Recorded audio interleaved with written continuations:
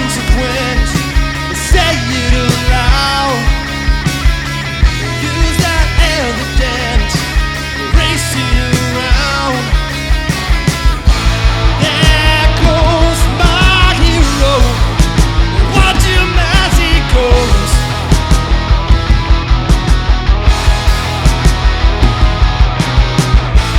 There goes my hero.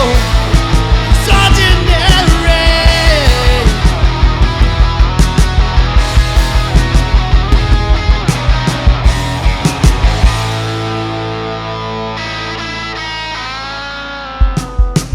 Don't the best of them beat it out, while the rest of them beat her out. The truth or consequence, say it aloud. Use that evidence, erase it around. There goes my hero. Watch him as he goes.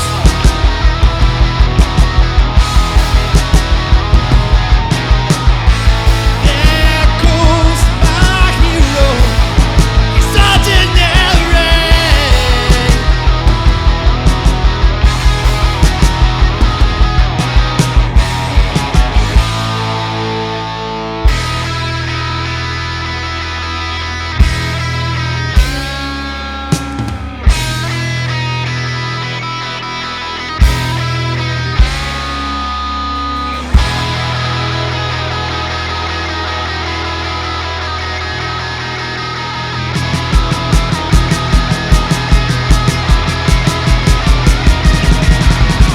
Kudos, my hero, living all the best.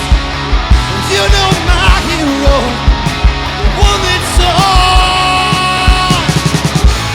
There goes my hero. Watch him as he goes.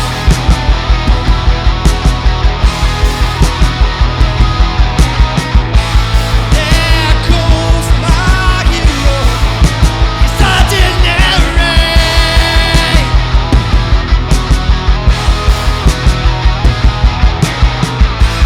There goes my hero. Watch him as he goes.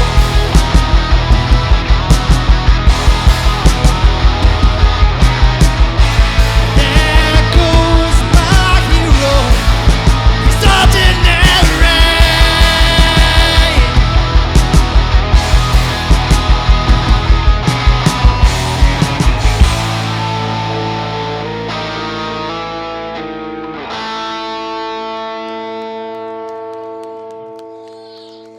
Give it up, everyone. The Responsibles, everyone. Yeah. Man, I feel like I could run through a brick wall right now. I don't know about anyone else. Hey, good morning, everyone, and welcome to Current Church. My name is Ryan James. I oversee the adult ministries here at Current Church. If we haven't met yet, I'd love to meet you. Love to introduce myself to you. Man, I'm all hyped right now. I don't know about anyone else. Man, it's you're hot and sweaty. I don't know if anyone else is. No, I'm just kidding. Hey, it's been a crazy week in St. Joe, hasn't it?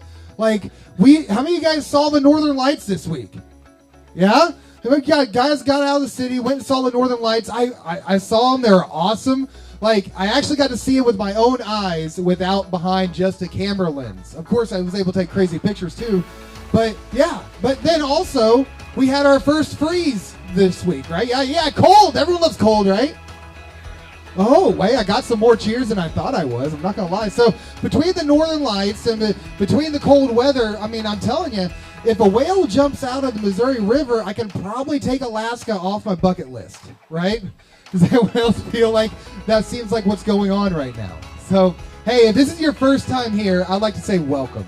Welcome to Current Church. It is so great that you're going to be here, that you're here with us today. There's going to be a QR code on the screen behind me. If this is your first time here, if you will, scan that QR code and just tell us a little bit about you. And I'd like to take this moment and tell you a little bit about us. So here at Current Church, we exist and we have the sole mission of encouraging and equipping you to become a follower of Jesus, no matter where you are on your spiritual journey, no matter if you've been a Christian your entire life, or if you would say, you know what, I'm just trying to figure things out right now. We want to meet you in that spot that you're at and not push you and just make you comfortable. And that's really what we do here at Current Church.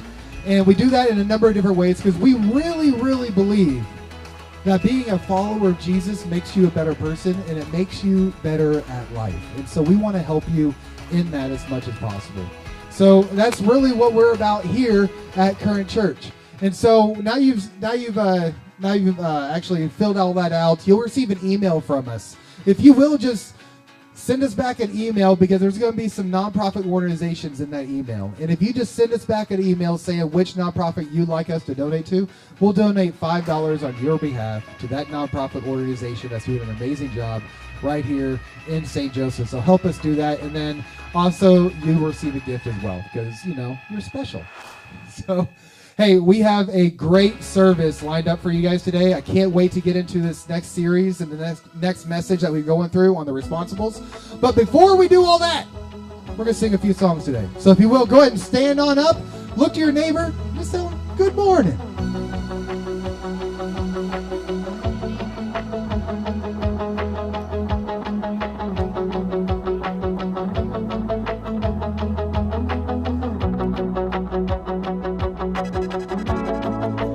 Step at a time, I've made up my mind.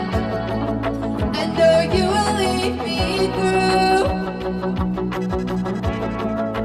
Trust and obey, depend on your grace. I'm leaving the rest to you.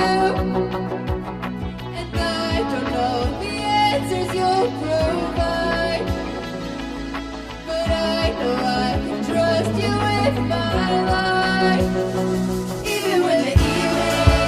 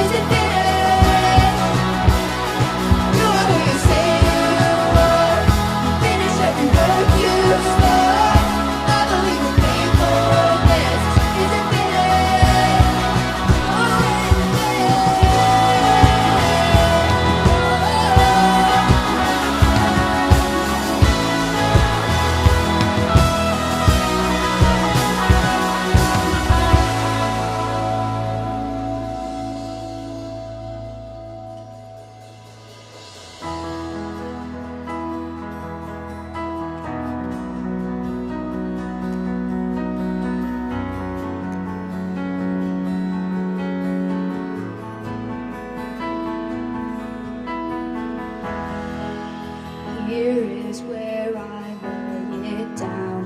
Every burden, every. This is my surrender. This is my surrender. Here is where I lay it down. Every lie and every doubt. This is my surrender. And I will make room for you to do whatever you want to do whatever you want to. I will make room for you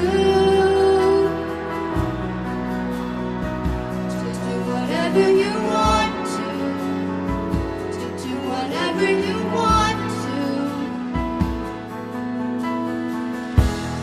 Here is where I lay it down. Every burden, every crown. This is my surrender. This is my surrender. Here is where I lay it down. Every lie, every doubt. This is my surrender. I will make room for you to do whatever you want to do whatever you want to. I will make room for you to do whatever you want to do whatever you want to. I will make room for you to do whatever you want to do whatever you want to. I will make room for you to do whatever you want to do whatever you want to.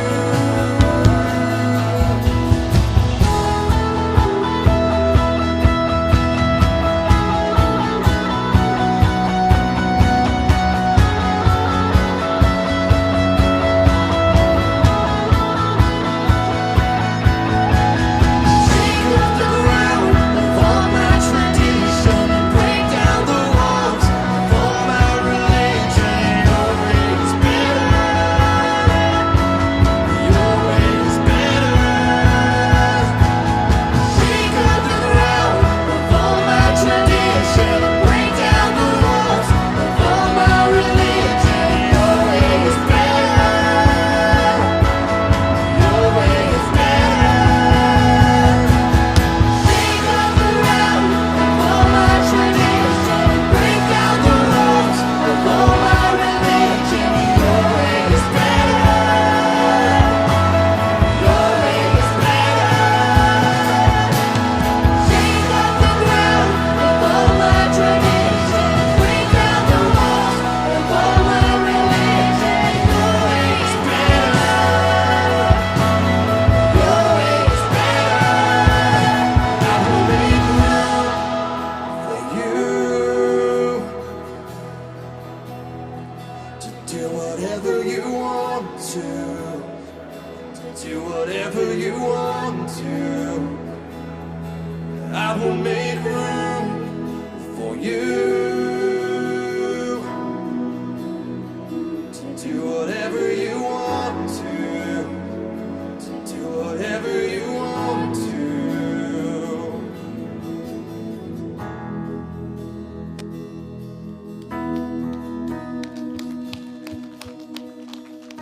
Thank you, Jesus. You guys may be seated. You know, singing that song, and it really makes me thankful, because I really do believe that that's something that we do here at Current Church, is that we are making room for God to do what He wants to do here in St. Joseph. And maybe you guys have seen it in your lives. Maybe you guys have seen it in the community. But really, that's what we're doing. I'm so thankful for that. I'm so thankful. And, you know, we're in this Thanksgiving season where many of us are reflecting and looking back on the things that we're thankful for. And I'd like to share something I'm thankful for today. And one thing I'm thankful for is you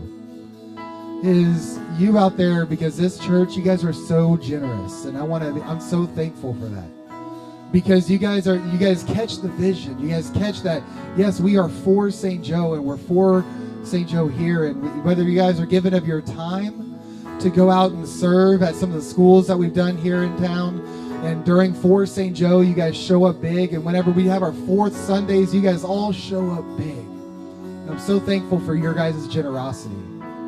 And I'm thankful for the generosity that you guys do each and every week as you guys give to the mission that we're doing here at Current Church to be for St. Joe, to do something absolutely amazing, and that's so great. I'm going to give an opportunity for you guys to continue being generous, but before I do that, I want to talk to those first-time visitors today. If this is your first time, once again, I want to say thank you so much. But here's something that I'm also really thankful for.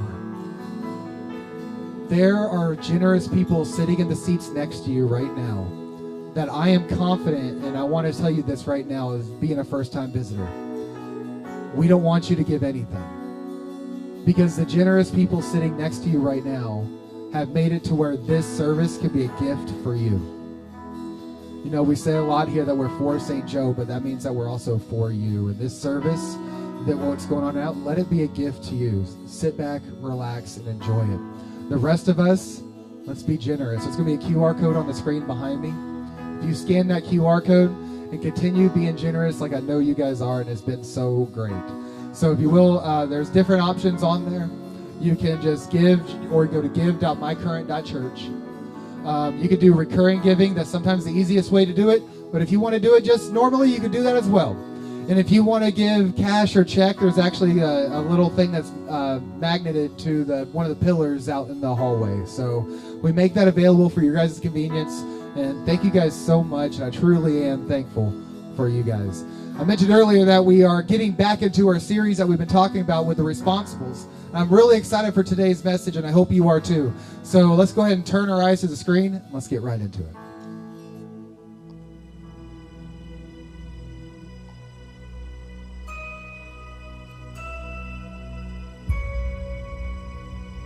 There are heroes among us. Disciplined, dependable, courageous, committed. Where others walk away, turn away, these exceptional individuals step up and stand in. You call them friend, coworker, neighbor, relative. We call them the Responsibles.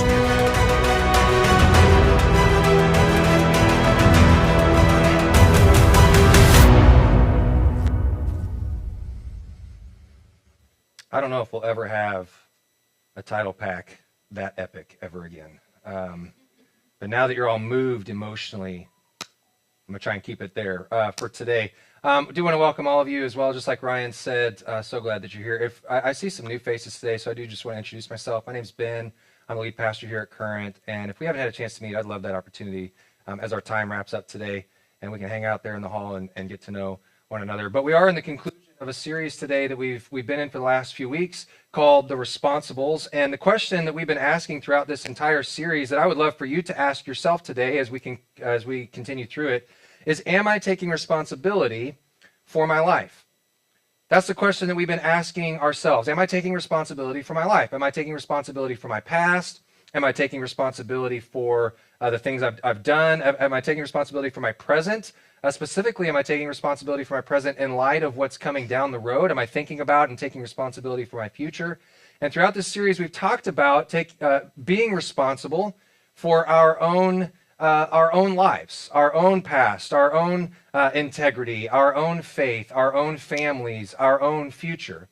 But today, as we conclude this thing, I just want to kind of propose a new thought into this stream. What if one of the most important responsibilities that you and I have is to think about somebody else's future? One of the things that, like, this is just me. I don't know if any of you, like, this is just a big thing for you, but a thing that's just kind of a big deal for me, I'm constantly thinking about what kind of a legacy am I leaving for people? Like, what legacy is Ben Montgomery going to leave? Like, when I'm done here on this earth, have I done something significant in the lives of people? Another way to ask this question, and I'm gonna introduce a new question into our series as we kind of wrap this up today. I want you to think about this for your own self. What would I like people to line up at the end of my life to thank me for? What would I like people to line up at the end of my life and thank me for? We're in this month of Thanksgiving right now. We're going to be thinking about things and saying things around dinner tables. You know, I'm thankful for this, and we're going to be naming things that we're thankful for. And if before your funeral happened, like, let's say you knew that your death was imminent and it was coming and your funeral was coming, if before that happened, if you had the opportunity for people to kind of do like a receiving line of sorts and thank you for the impact that you made in their life, what would you want people to thank you for? When they're looking back on your life and you're looking back on your life, what would you want them to be grateful for when it comes to you? I think that this is something that responsible Jesus followers should think about. I think those of us that are trying to follow Jesus, we should be thinking about that question. What should responsible Jesus followers, responsible Christians, what should we be all about? That's what we're going to talk about a little bit today. We're going to look at it through a lens of the church. And if you're new with us today, if you're newer to Current, you're exploring things, you're exploring faith, exploring maybe what we are all about in particular, then you're going to get a little bit of a behind-the-scenes look of who we are as a church. It's kind of like we're going to open up the curtain just a little bit for a few moments today. And we're going to look specifically at what we here at Current believe responsible followers of Jesus or responsible, I don't love this phrase, but responsible church people or responsible Christians should be all about. Like, what are those things that responsible Christians, Jesus followers, should find important in their lives? If we go back 5 years ago this month, actually, Thanksgiving weekend 5 years ago, it began a conversation for my wife and I. We were talking about whether or not God might be leading us to come to St. Joe, move back to St. Joe, where we're from, and plant this church. And when we started that conversation 5 years ago this month, we said to one another, like, we realized that there's a lot of churches in St. Joe doing a lot of different things. And there's a lot of churches in St. Joe that are doing good things. So St. Joe doesn't necessarily need another church, but St. Joe could greatly benefit from a different kind of church. One that looked like what we had been experiencing for the last few years. Specifically, when we set out, our goal was to create a church that unchurched people or de-churched people or church hurt people, where they love to engage, where they love to check this thing out and be a part of it. In fact, our goal from the very beginning was to create a place where unchurched people or people with varied or limited church experience would come and they would get an experience that felt helpful to them, that they would walk out going, that was very enjoyable. Like, I look forward to going back to that next week. Where people might walk out and go, hey, I'm not sure if I believe everything you believe. I'm not sure if I'm there yet. But man, I sure do like being around you guys, and I can't wait to come back the next week. That's what we wanted to create. And so our hope every single week is that you might walk in and experience this and go, man, Current is not just a church. It's not just a church that I go to. It's my church. This is my place. This is my family. This is my community. And here we are. So that was 5 years ago. We moved about 7 or 8 months later, and then we started the church about 3 months after that. And so here we are about 4 years down the road into this journey of you guys helping us put this thing together 4 years later. And the reason that we exist today is because there are people who are sitting in this room, sitting right here with us today, who decided 4 years ago, we're going to be responsible for some things. We're going to take responsibility for our lives, and we're going to take responsibility for other people's lives as well. Not to like force things on them, but because we care about you, we're going to take some responsibility for some things. And so there are 5 things in particular that those people that are sitting around you today jumped into. And these are the same 5 things, by the way, that if any one of you today were to ask, hey, what's the best way for me to jump in? Like, what's the best way for me to get involved? Like, what's my next step? These are the same 5 that we would suggest to you. Here's what we believe it looks like to be responsible people that are thinking about the next generation and are thinking about the future. So the first thing that they jumped into is they attended on Sundays. They showed up on Sundays. They're like, hey, I'm going to be responsible. I'm going to be a responsible person, and I'm going to show up. They believe what we have talked about around here earlier this year. Hey, my presence in the room, me showing up, it makes a difference. It makes a difference.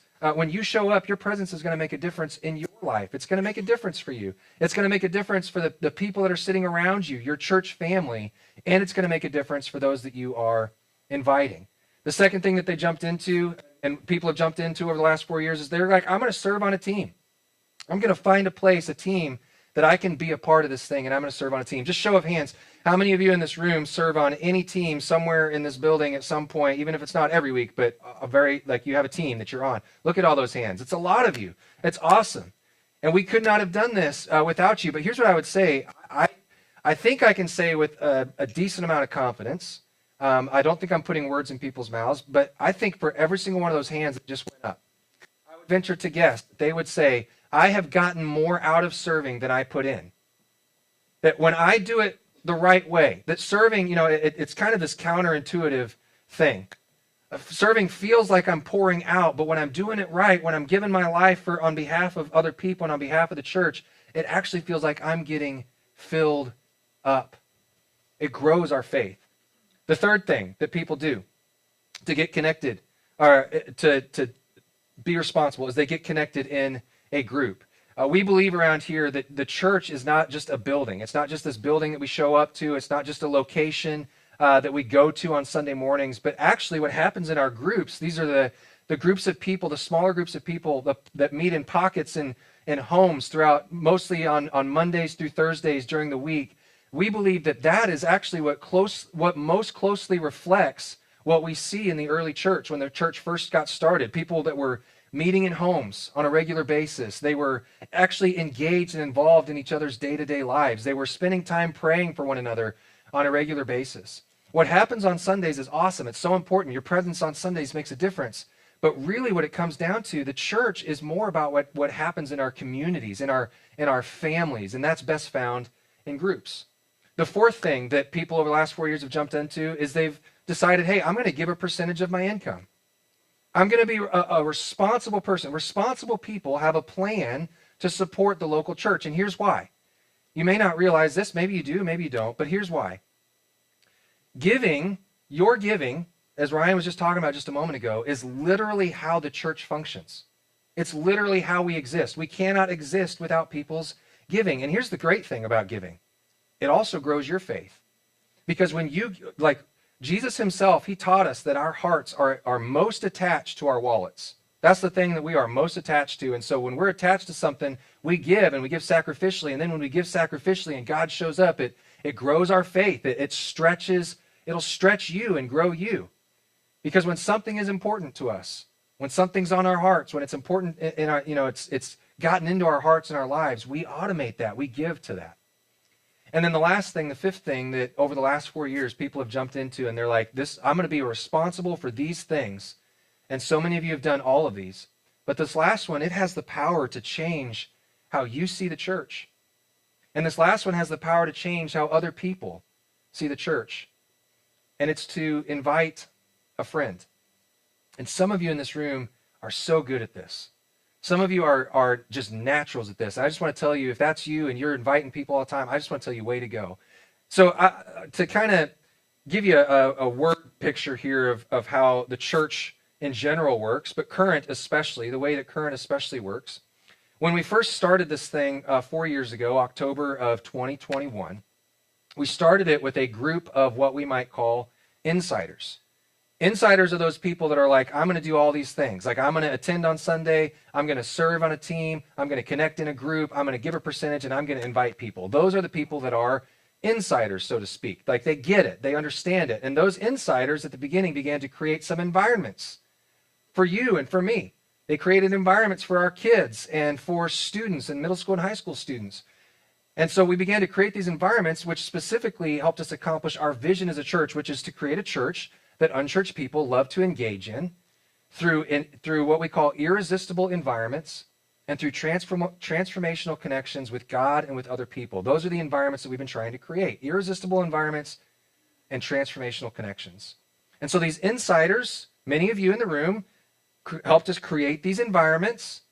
And then those insiders began to invite what we might call outsiders. Now, I don't mean that to be like offensive in any way. I'm not saying, that like to hurt any feelings. I just simply mean those people that are outside the church. It doesn't mean that they're outside of God's love or that God loves those people any less. They're just simply outside of this church experience. And so insiders invite outsiders. Outsiders come. Our hope as a church is that we would help you follow Jesus, discover what it means to follow Jesus, whether you're a Christian or not, whether you have church experience or not, whether you consider yourself a church person or not. We just want to help you discover what it means to follow Jesus. In fact, that's our mission statement. As a church, our mission is to encourage, equip, and lead people to follow Jesus.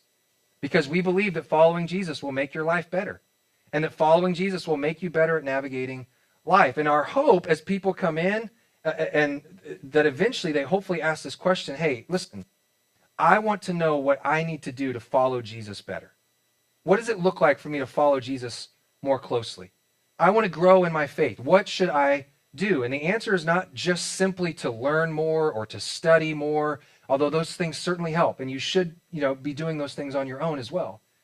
But we discovered that the things that actually grow our faith, the things that help us grow our trust and our confidence in God is some of those things. Things like attending on Sunday morning where you're getting practical teaching that's helping you follow Jesus. Things like serving on a team of other people that are discovering what it means to follow Jesus. Things like connecting in a group where you get to be in each other's lives and discover what it means to follow Jesus on a day-to-day, everyday basis. It's the things that are going to help you grow are things like giving a percentage of your income and being stretched financially and going and inviting your friends. And so insiders invite outsiders. They're like, hey, how can I grow? We're like, hey, you should jump into these 5 things. Maybe one of them, 2 of them, all 5 of them. It's up to you, but it's going to help you grow your faith. And then those outsiders, they do those things. And now what are they?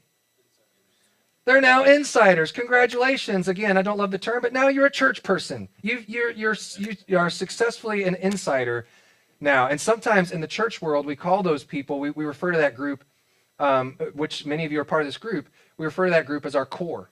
That's our core group. And our hope, and really if we're a healthy church, if we are a healthy church that's really leading people to follow Jesus, then that core group of people should always be expanding. That core group should always be growing if we're doing it right. And so what that means for us is that our greatest opportunity, and really I would say our greatest responsibility in light of this series that we're going through, I think one of our greatest, if not the greatest responsibilities that we have as followers of Jesus is to invite people, to invite outsiders.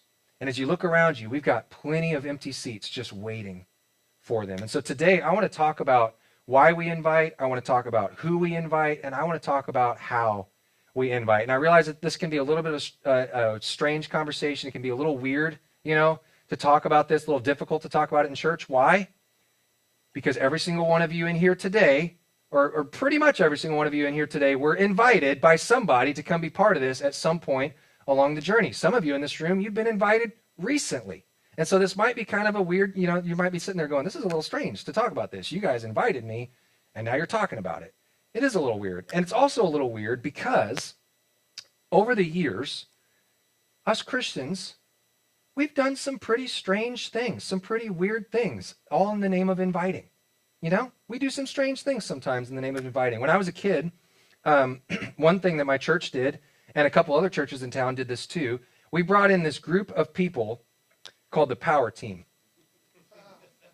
Anybody know the Power Team? Is this familiar to anyone? Okay. The Power Team was this group of guys. I mean, these were huge dudes. I mean, massive dudes. If you've ever seen them, you know what I'm talking about. I know right now you're all looking at me going, Ben, were you part of the Power Team?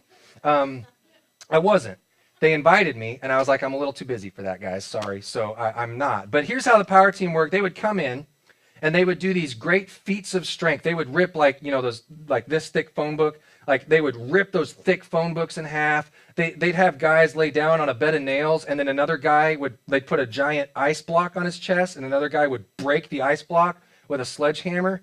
And it was like they did these crazy things. And then after doing all these things, it would give you something to invite people to, and then they would share the gospel. They would share the message of Jesus with everybody that was there. I mean, it was like these clever invite tactics that we've had over the years. And we still have, to this day, some invite type things that we do, things that we invite people to in the church. And that's not a bad thing. It's okay. But there's so much more to inviting people, and it's so much more important than, hey, you should come to my church this Sunday because we're gonna open with a Foo Fighters song. I mean, it's bigger than that. I mean, it's cool, and that gives us stuff to invite people to, but it's so much more important than that. It's so much bigger than that.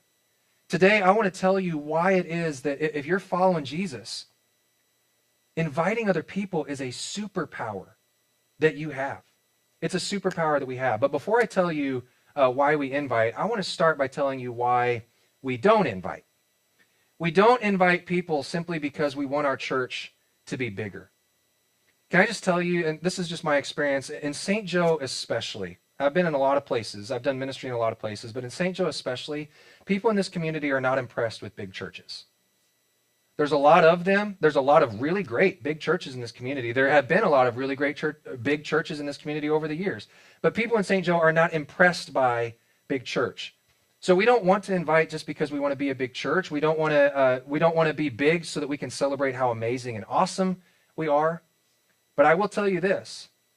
I want to be a big church because I care about individual people.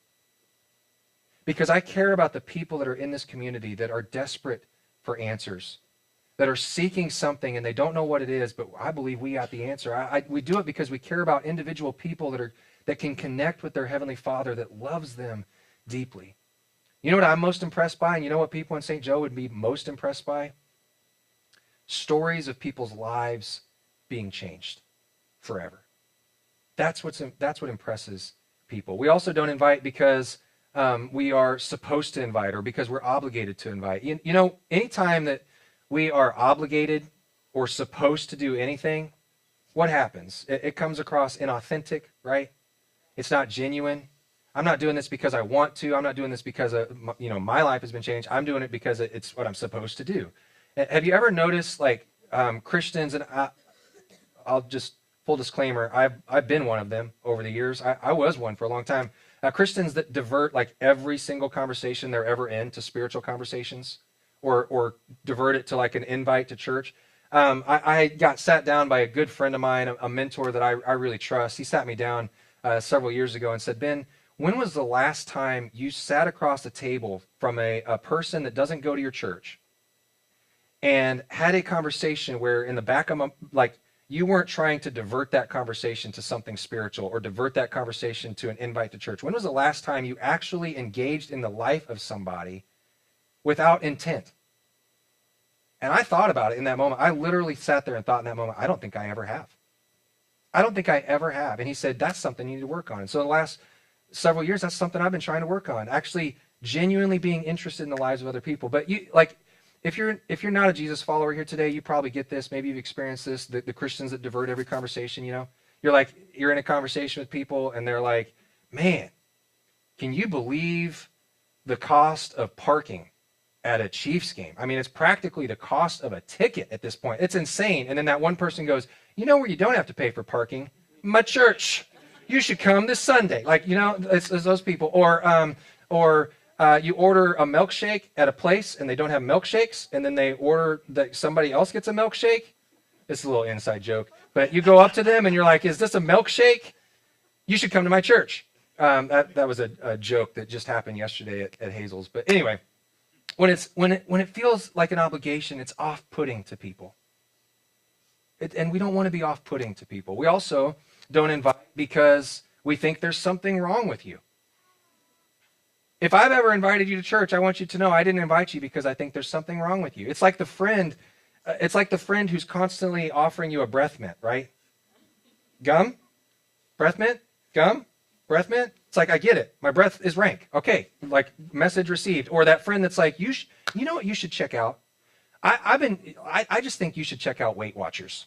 You should totally check out Weight Watchers. You're like, I got it. I can stand to lose a few pounds, right? Like that's the friend. A couple of years ago, about 2 years ago, I went to the doctor And because I'm getting older, and because of some health issues that I was having at the time, I went to a doctor, and I received one of those fun exams that men in their 40s start to receive. I wasn't in my 40s yet, but again, because of some health issues and because I was getting close, it was like, like that. And I'm there at the doctor. It's okay. I know you're all like uneasy, like, ooh, why are we talking about this in church? It's the human body, y'all. Okay, it's just life. It's just life. But this doctor, and I went and saw this doctor because I was looking for a new primary physician, and because I was losing my current doctor was moving away, and he was an older guy, and so I'm there, and I'm like, I'd like for you to be my new doctor, and he's like, sorry, man, I'm retiring in like next month. Like he was like a month away from retirement. So older guy, okay, much older guy. This guy has seen a lot of things over the years, and he gets done, and he says, hey, so have you, keep in mind, he's seen a lot of things. Have you ever considered treatment to lessen the amount of hair on your body? I hadn't until now. And so I'm like, okay, I get it. I got a problem. Like there's something I got to do about this. It's a similar thing with inviting. We don't like invite people because we're like, hey, have you ever considered church? Like there's something wrong with you, right? Your life is really hairy. And I just want to help you out with your hairy life. Like that's not why we invite people to church. The reason that we invite people to church is because there is something that we truly believe. I truly believe around here, and many of you truly believe around here, and that's that Jesus makes our lives better, and he makes us better at life. This is true for me. I think this is true for many of you in this room. Jesus has made my life better. He's given me something to live for. He's helped me realize that my past can be erased, that my sins can be forgiven. Jesus has helped me realize that there's a purpose for my life, that there is a reason for living, that I've got hope for all of eternity. Jesus has not only helped me live my life better, but he's helped me make other people's lives better too by helping other people feel important and feel valued. Jesus has helped me love people that are like me. Jesus has helped me love people that are unlike me. Jesus has helped me figure out how to love people I don't even like. Because Jesus makes our lives better. My life is better, and I think many of you can say the same. My life is better because of Jesus, and that is why we invite. That's why. But there are some things in life, you know this, we all know this, there are some things in life that are kind of difficult to explain. It's like I could try and explain it to you, but you really just kind of have to experience it for yourself. And I think that's how Jesus is. I believe that Jesus is better experienced than explained.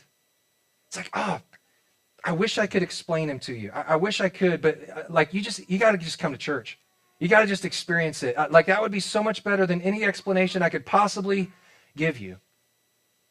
And there are several examples of this throughout the life and throughout the ministry of Jesus. We're going to look at a few of them today, in the Gospels specifically.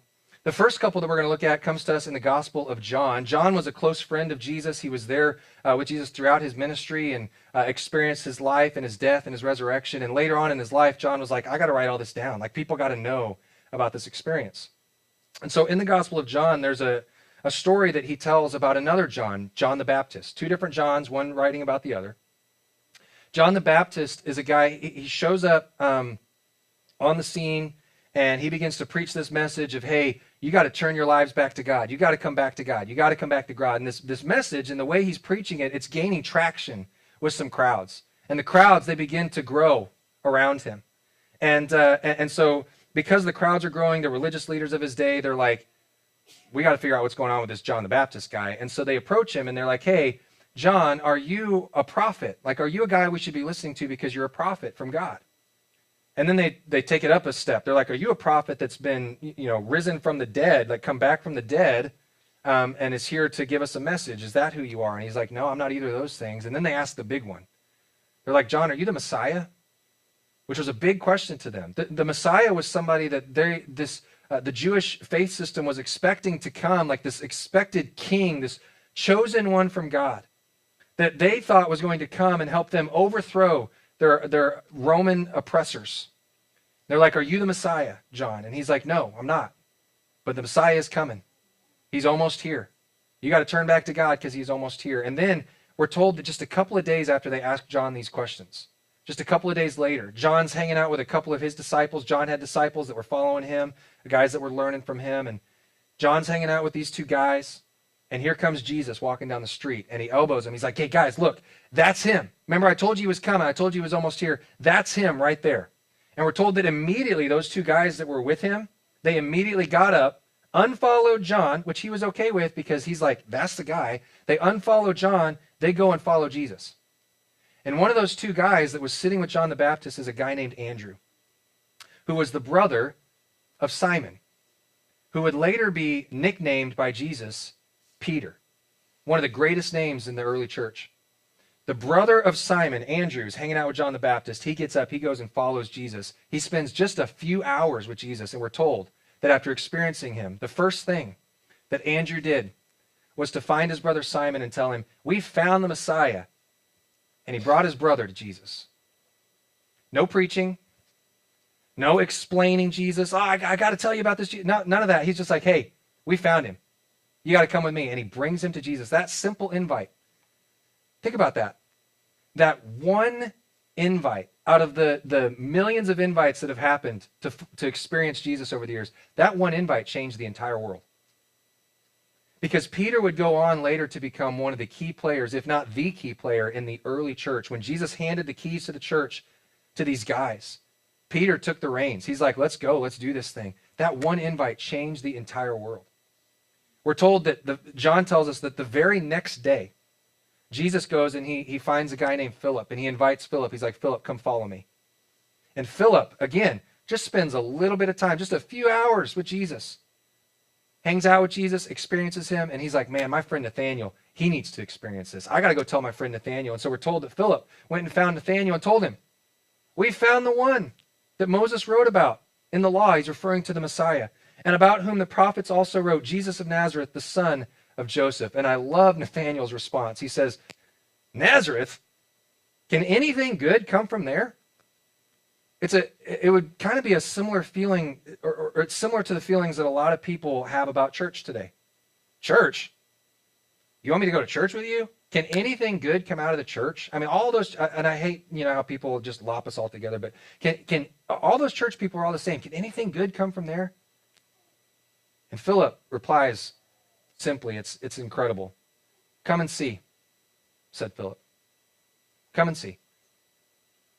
The best way to overcome skepticism and cynicism is not to try and explain it, not to preach, not to argue, not to try and win. It's just simply an invite to come and experience Jesus.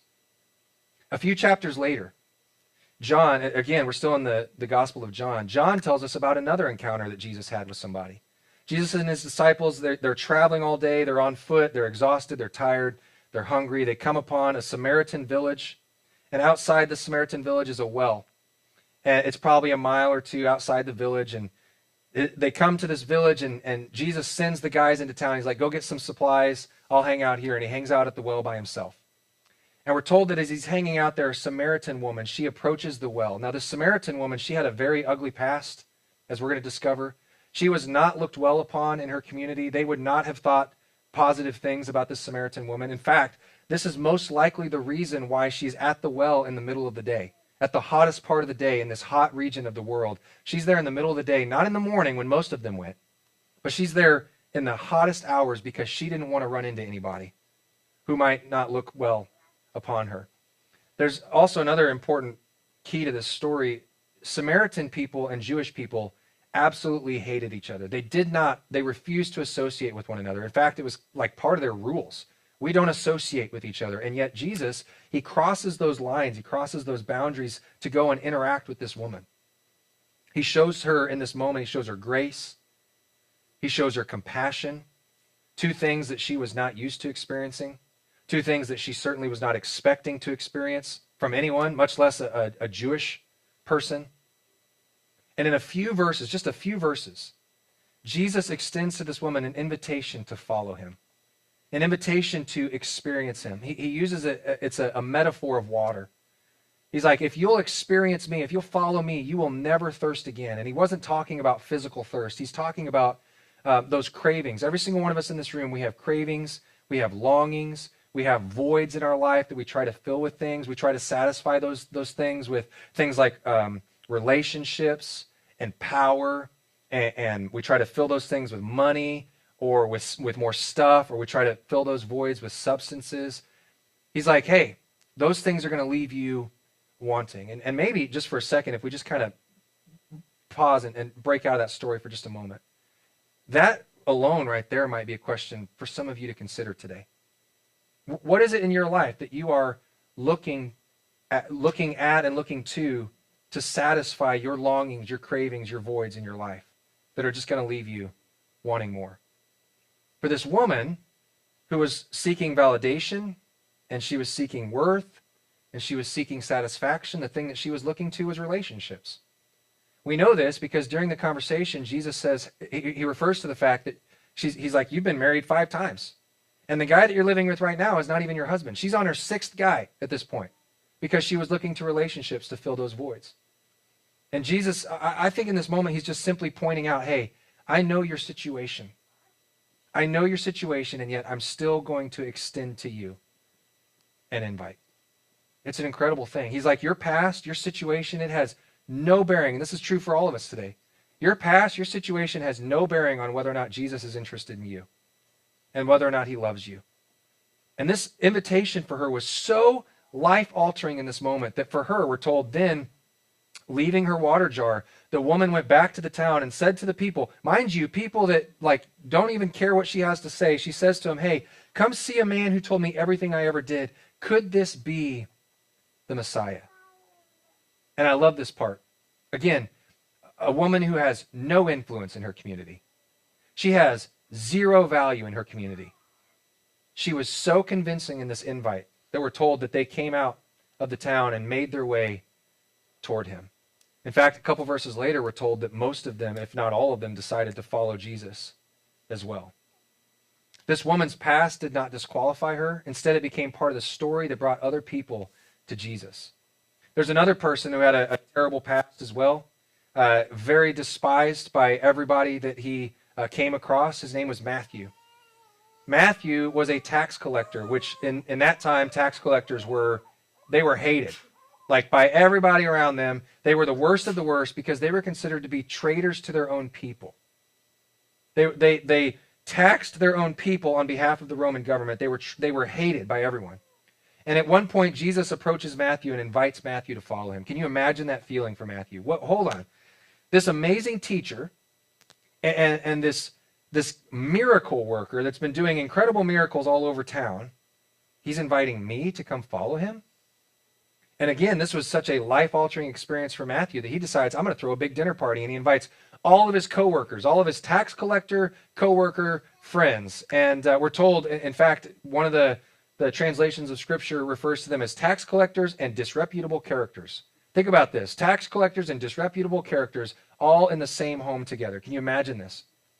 And I love what Jesus says to the people who question him about why would you spend time with tax collectors and disreputable characters. I love specifically what he says in the Message version.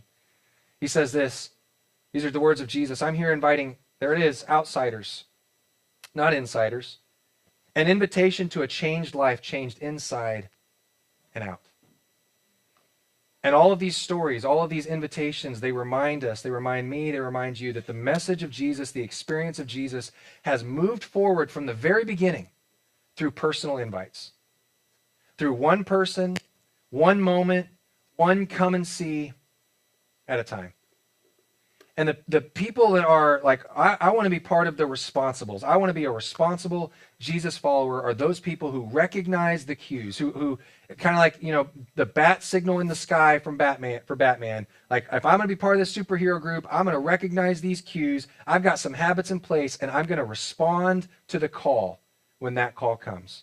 They're superheroes. People that are part of the responsibles are superheroes with a signature move. Whatever signature move of superheroes is this is the one for followers of Jesus. For Jesus followers, this is one of the greatest, one of the most important, one of the most massively powerful signature moves that you can possibly have, and that is to invest and invite. To invest and invite. To love somebody in your life, to invest in them, to build a relationship with them. It could be a friend, it could be a neighbor, it could be a coworker, it could be a family member, but whoever it is, you love them like Jesus loves them, and you care for them like Jesus cares for them. And maybe, it might take some time, but eventually when the time is right, you invite them to church. And you don't invest in people, and you don't love people, and you don't care for people because they're a project. That's not what it's about. It's because they are a person that you genuinely care about and that God genuinely cares about. They're not projects, they're people. They're people who need to experience Jesus. It's the same reason that you would invite somebody into this theater right here to come watch a movie with you. Because you want them to experience it too. It's a great experience. You should come experience it with me. It's the same reason. Like, you just don't want them to miss out. Why would anybody want to miss out on our environments that we're creating, that you're creating here? Why would anybody, in Upstreet today, our elementary environment across the hall, they're learning right now what it looks like to trust God with their lives, that the only foundation they can build their lives on is God. And today they're learning that through the story of Daniel in the lion's den. They're being taught that there is a God that is always with you, even when you feel alone. Like, who wouldn't want to hear that message? I want to hear that message. You guys want to hear that message. I don't know any parent who would not want their kids to be here on Sunday mornings. Why wouldn't we want to invite people to something that has the power to change their lives? But in order to invite, we got to be listening for some cues. We got to be watching for that bat signal. And so for us, the bat signal, so to speak, that we're looking for is the 3 knots. When you hear one of these 3 knots, you bust out your signature move. That was terrible. I debated whether or not to do that all week. Should have went with no. And anyway, you listen for the 3 knots. Here's what the 3 knots are. The first one is this. When you hear somebody say, hey, things aren't going well, not going well. Things just aren't going well with my health. Things aren't going well in my marriage. There's something that's not going well with my son, or there's something that's not going well with my daughter, or things aren't going well in our business, or things aren't going well for me at work, or I'm dealing with some depression, I'm dealing with some anxiety. When you hear somebody go, hey, things aren't going well, you go, hey, that's my cue. That's it. Hey, come sit with me this Sunday. Come to Current this Sunday and sit with me. I get it. Listen, when I first went to church, when I first checked out Current, there were some things that weren't going all that well for me either. But I learned about Jesus, and I learned about hope. And I want you to experience that too. The second one, not prepared for. We were not prepared for. One of the first things that comes to mind for me when it comes to this is kids.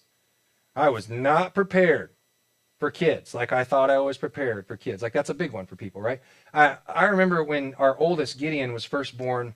We're coming up on 20 years now, which is crazy. But I remember when he was first born, being in the hospital.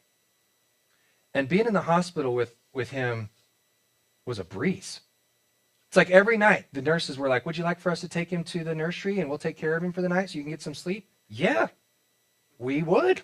Absolutely. In fact, I would have gotten the best sleep of my life in that hospital if it wasn't for the fact that I was basically sleeping on a wooden table.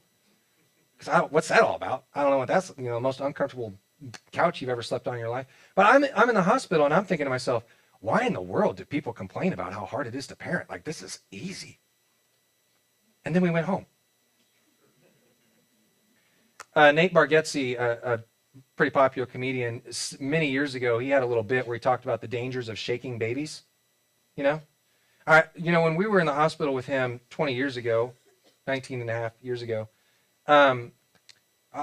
they like gave us lessons on shaking babies, and they made us watch videos on shaking babies, and we had to sign forms saying, I will not shake this baby, it just makes sense in the hospital. It's like, duh, and then you get home and you spend a couple days at home and you're sleep deprived and you've done everything you can to get this baby to stop crying. You've fed the baby, you've changed the baby, you've burped the baby, you've put it in the little bouncer thing, and he's still crying, and you're delirious. And in that moment, you think to yourself, did they tell us to shake the baby or not shake the baby? I cannot remember.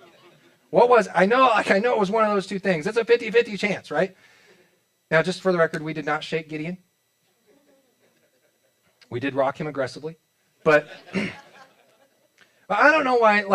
I think every parent that you meet, you got to tell them, like, you need to come to Current. You got to come to Current. I'm telling you, like, if they got babies or they got toddlers or they got elementary kids or middle school or high school kids, you got to be like, hey, you need to be at Current. I'm telling you, if parents just simply brought their kids to church, first of all, it would help the kids. It would help them. It would also help you as a parent because, I mean, you would see kids here at Current that are way worse than yours and you'd feel way better about your life. And, but we would build into you as a parent. When you hear somebody like, man, I'm about to get married and I'm not prepared for that. I've got some new responsibilities at work. I'm just not prepared for it. We're about to become empty nesters. I'm not prepared for that. We recently got divorced. I'm not prepared for that. When you hear that, you can go, hey, nothing against you. This is nothing against you. I get it. There are some things in my life that I wasn't prepared for either. You know what helped me?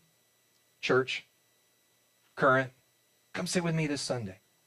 And the last one, the three nots, the last one is not in church. When you hear somebody like, hey, I'm not in church, that's the bat signal flashing. That's your opportunity to go, hey, I got an invite. When you hear somebody go, I just moved here to town. I'm looking for a place to get connected to people. You can be like, hey, I know a place where you can get connected to people. Come sit with me this Sunday. When you see people post on social media, hey, I'm looking for a place, you can hop on there and go, hey, I know a place. You can come sit with me this Sunday. One of the people in the room that has done that really well, I haven't seen her today. I don't know if she's with us today, but Amanda started coming here just under a year ago. And I have seen that woman invite so many people on social media. Like, it's crazy. Like, every post she comments on, she shares stuff all the time. She found Current and she's like, you got to come check this out. Just a couple weeks ago, there's a friend of mine. I'm trying to build a friendship with somebody. I think that he and I could connect really well and build a great friendship. And I asked him a couple weeks ago, I'm like, hey, are you connected in a church anywhere? And he's like, no, I'm not. I said, hey, you should come to Current. You should come hang out with us sometime. This is going to sound a little Dr. Seuss-like, and it's going to sound like The Grinch Who Stole Christmas-like because we're coming up on Christmas. But you can think of it this way. The cues will tell you the who's. The cues will tell... Thanks. Will tell you the who's. It might be somebody you just met. It might be somebody you're getting to know. It might be somebody at work. It might be a close friend. It might be a family member. It doesn't have to be awkward. You just got to pay attention to the cues and respond. And when you hear these cues, just say, hey, come join me. Come join me. Come hang out with me at Current. Come experience Jesus. That's what Andrew did for his brother Peter. That's what Philip did for his friend Nathaniel. That's what a woman did for her entire town. It's what Matthew did for his tax collector, disreputable character friends, and every single one of those people got to participate in what God was doing to change other people's lives. Those four individuals, they experienced the love, the grace, the hope of Jesus, and it changed their life, and they're like, I got to go tell other people about this thing. And then other people experienced this thing, and it changed their lives, and they went and told other people about it, on and on and on, all the way down to us. And I'm telling you, over the next month, over the next 40 days, this is one of the best opportunities for us to do this because we're getting into the Christmas season, which in my opinion, in my experience, is one of the easiest seasons of the year to invite people to church. And we not only have the opportunity, but I believe that as we're going through this series and wrapping up the series, I believe we have the responsibility to be part of changing somebody's life. But we got to be paying attention to the cues. You never know if someone someday might look at you and go, thank you. Thank you. Thank you for telling me about Current. Thank you for telling me about church. Thank you for telling me about Jesus. Just to go back to the question I started off our time with. What would you like people to line up at the end of your life to thank you for? What do you want people to line up at the end of your life and thank you for? Thank you. Thank you for telling me. Because you told me about this, I've met Jesus, and he has changed my life. And one of the things, a phrase that we hear around Christmas time, I found Jesus, and I've discovered that he is not just the light of the world, but he is now the light of my world. This is what the responsibles do. They answer that call and make a difference and invest and invite. Will you pray with me? God, I'm grateful for the way that I was invited into to experience you, into a relationship with you, and I'm grateful for what you did for me. And I know so many other people in this room are grateful for it as well, what you've done for them. And so, God, I pray that that would just cause us, it would just be a cause for us to go and help other people to experience you, that we would be invitational people that invest in the lives of others, not because we're obligated to, or because we want to be bigger, or because we want to pat ourselves on the back, but because we recognize, hey, this matters. Jesus matters. He makes a difference. And so I pray that you would help us to do that well. I pray that you would help every single person in this room to do that well. We love you, Jesus, and pray it all in your name. Amen. Hey, real quick, on your way out today, we have a couple of gifts for you if you want them. We have, I don't have it on me. I meant to have it on me. Somebody throw a 3 knots keychain at me. I'm kidding. Several of you in the room, though, you have keychains that have 3 knots on them. And if you don't have a 3 knots keychain and you would like one, we have one for you. You can take one today. I think we have about 20 or 30 of those. So take a 3 knots keychain if you want one and don't have one. And we also, fresh off the printing thing, yard signs. We have new yard signs designed by Lyle himself. Where are you, Lyle? He's somewhere around here. Lyle designed new yard signs. And so if you would like one, yes. They're awesome. If you've seen them already, like, they're sweet. So if you'd like a yard sign, I think we have enough for like one per family. So I'd love for you to take those and stick those in your yard. They say, this house is for St. Joe. And some of you don't live in St. Joe. And if you would like one for your yard that doesn't say St. Joe, if you'd like one that says St. Joe, go for it. But if you'd like one that doesn't say St. Joe, please let us know. We're going to make a special order for those of you that live outside of town for a yard sign for your yard as well. So, yard signs, keychains, come back here next Sunday with a friend. And we got a special message just for Thanksgiving and Christmas. Love for you to be a part of it. Have a great week. See you then.